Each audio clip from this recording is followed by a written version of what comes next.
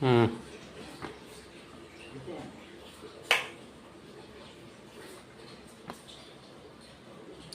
Hello বন্ধুরা, পনির তরকারি বসাচ্ছি।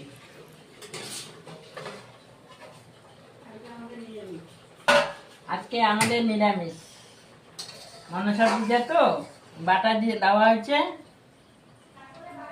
তারপরে বারের দিনে নিরামিষ খাওয়া হয়, তারপর বাটা দেওয়া হয়েছে, তার জন্য আজকে নিরামিষ। পনিরগুলো দিয়ে দিলাম।